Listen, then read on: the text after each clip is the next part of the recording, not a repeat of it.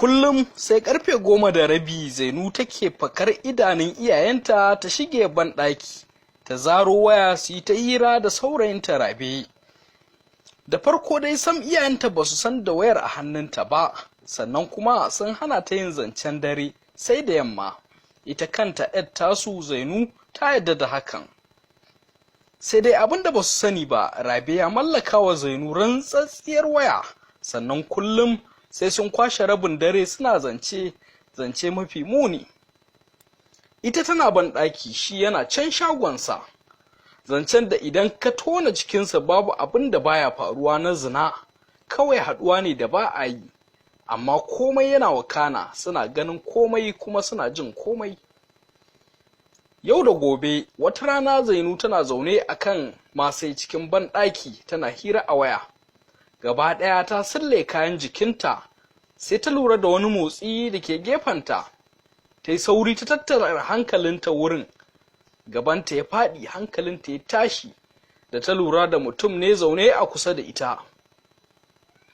Ta yunƙura a firgice za ta tashi ta gudu, ta ji an riƙe ta ƙamƙam. Ta yi ƙoƙarin yin ihu, nan ma ta ji an rufe mata baki, ba ta iya yin komai ba. Ta ji an zaunar da ita, ta kasa komai sai zuba masa idanu da ta yi. Tsoron me za ki ji bayan kullum kina tare da ni a nan ɗin, ya ce da ita. Da ya ga tana son yin magana sai ya cire hannunsa daga bakinta. Kai ɗin wane ne? Ta faɗa baki na rawa. Abokinki ne, don ina jin daɗin hirar da kike yi, da kuma yadda kike biyan buƙatarki ta hanyar hira da kuma amfani da hannu a sassan jikinki. Kuma ni ma na sha biya miki buƙata baki sani ba.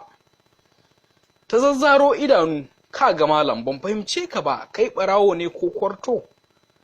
Ya tuntsire da dariya, kana ya ce, ba ko ɗaya, mai ɓarawo zai sata a ban ɗaki?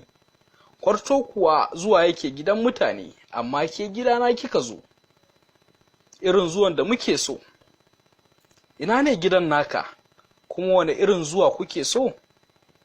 Wannan banɗakin ne gidana, kina zuwar min a yadda nake so, ba addu'a kuma zuwa don aikata saɓo. Ai yanzu kin gano wane ne ni. Ta gyaɗa kai, a'a, ya yi murmushi. Aljanin mijinki ne da ya aure ki tun makonni 4 da suka wuce. Bata ƙara jin maganarsa ba, ta kurma ihu. Shikenan hankalinta ya samu saɓani, ta aurar wa kanta hatsabibi ta hanyar aikata haramun. Allah ya raba mu da aikata ba daidai ba. Wannan gajeren labari ne daga marubuci Kabiru Yusuf an kafage, mun ɗauko shi ne a shafinsa na Facebook. Ku danna alamar subscribe domin samun shirye-shiryenmu cikin sauƙi. Mun gode.